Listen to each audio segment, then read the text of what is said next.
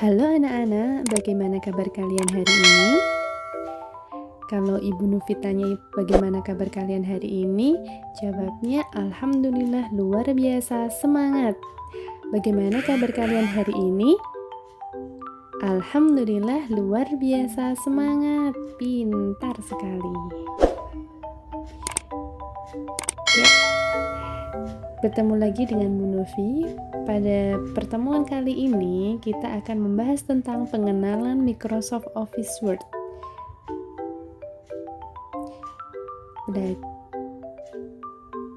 Apa sih yang namanya Microsoft Office Word itu?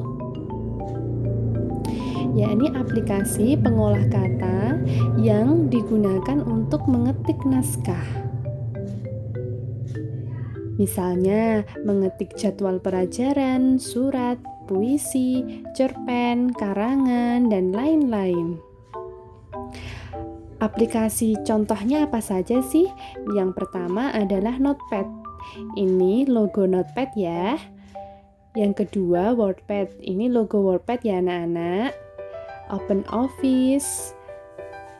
Kemudian ada yang namanya WinEdit, logonya kayak gini. Terus ada yang namanya Mixtext, logonya kayak gini.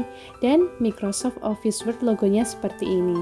Nah, ke depan kita akan lebih mempelajari tentang yang namanya Microsoft Office Word.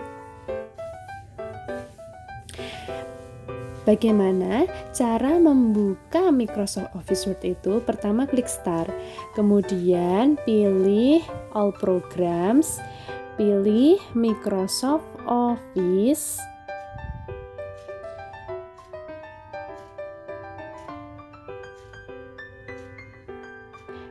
Setelah pilih Microsoft Office, klik Microsoft Office Word 2007.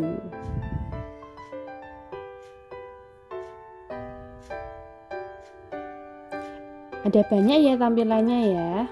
Yang dipilih Microsoft Office Word 2007 karena kita akan mempelajari Microsoft Office Word 2007. Nah, seperti ini gambaran yang akan kita pelajari pengenalan Microsoft Office Word. Yang pertama di sini ada yang namanya Quick Access Toolbar. Nah, yang kedua ini namanya adalah Title Bar. Title Bar ini otomatis ya, kalau kita membuka file baru dalam dokumen, nanti otomatis namanya dokumen 1. Itu sudah otomatis. Nah, tinggal nanti kita rubah saja kalau mau dirubah penamaannya. Yang ketiga, ada yang namanya ini menu. Ini namanya tab menu ya. Ada menu file, home, insert, layout, refer, mailing, review, view, help. Kalau ini cuma tambahan saja ya ini. Ini tambahan install. Jadi Foxit Rider, Qtools Enterprise itu tambahan instalan di laptop sini. Tapi aslinya itu cuma file sampai help ini. Namanya tadi apa anak-anak? Tab menu. Nah, di setiap menu ini ada namanya submenu. Di setiap menu, misal home, itu ada submenunya kayak gitu tadi ya. Di insert pun juga sama. Ada namanya submenu juga, ada submenu tabel, picture. Kemudian menu design, ada submenu juga yang lainnya. Ada themes. Kemudian menu layout, reference, review, semuanya punya masing-masing yang namanya submenu. Itu ya anak-anak.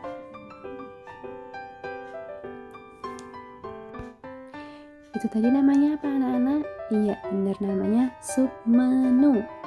Selanjutnya kita akan pelajari tentang pengaturan jendela. Ada apa saja sih?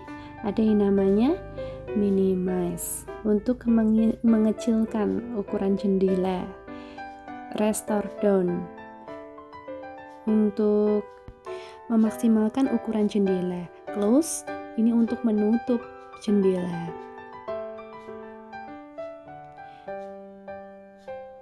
Misalnya ya seperti ini. Nah, minimize terdapat di bawah, kemudian kita klik kembali. Kalau mau dikembalikan seperti awal, klik restore. Restore kita coba ya. Dia akan memperkecil ukurannya. Nah, seperti ini. Kemudian setelah itu diklik lagi, akan kembali seperti ukuran semula. Maximize.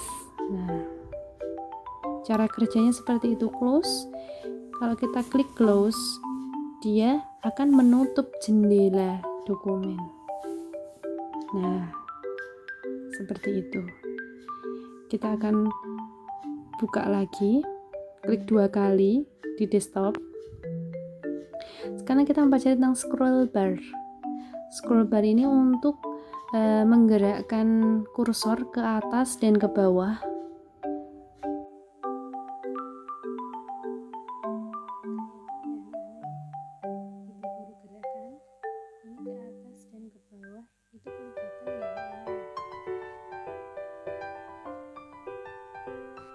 Setelah kita mempelajari tentang quick access toolbar, kemudian title bar, submenu, menu-menu, dan pengaturan jendela, selanjutnya kita akan mempelajari yang namanya zoom. Jadi anak-anak, kalian bisa memperbesar dan memperkecil ya, zoom in dan zoom out. Ini yang untuk memperkecil, yang plus ini untuk memperbesar. Min atau zoom out ini namanya, dan plus ini zoom in untuk memperbesar. Kita akan mencobanya ya. Kita tulis contoh di sini, kemudian kita klik plus atau zoom in. Dia akan memperbesar seperti ini. Kelihatan ya anak-anak ya. Kemudian kita klik zoom out atau min, dia akan memperkecil ukurannya. Itu juga bisa ya, anak-anak mengatur manual berapa persen, klik 100% ini, kemudian kita klik pilih. Nah, kita bisa mengatur sendiri ukurannya berapa persen tergantung sesuai keinginan kita. Misal kita pengen 50%, kita tulis oke. Nah, dia akan sesuai dengan ukuran yang kita inginkan.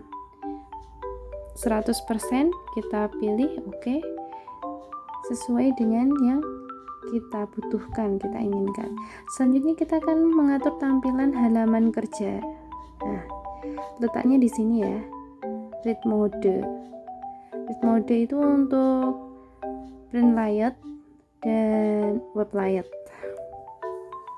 Read mode itu supaya untuk mempermudah kita dalam pembacaan seperti ini, biar lebih gampang gitu ya. Tidak ada garis sama sekali. Seperti itu, supaya mempermudah pembacaan, read more. Kemudian kita coba print layout seperti biasa, tampilan seperti biasanya yang kita lihat. Kemudian web layout ini, nah ini kosong, tidak ada sama sekali batas, tidak terbatas, tampilan tidak terbatas.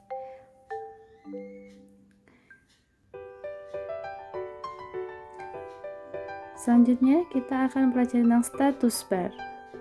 Status bar letaknya di sini ya.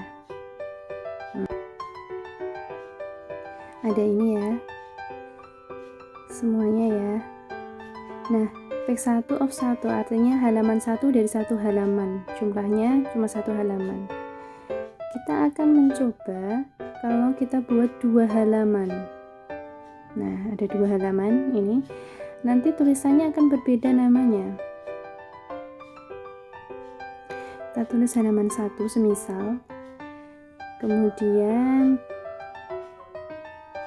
yang bawah kita tulis halaman 2. Sebagai contoh saja ya ini ya.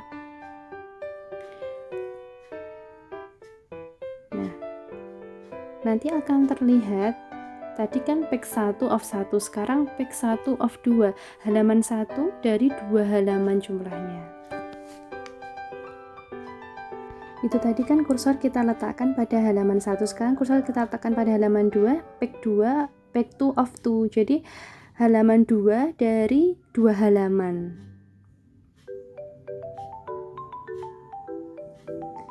Seperti itu.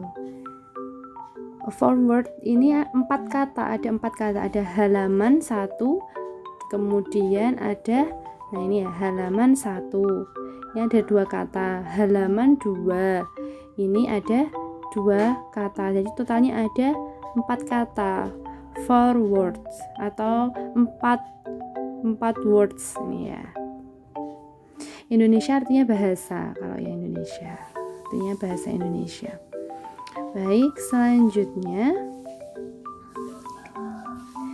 kita akan baca ruler.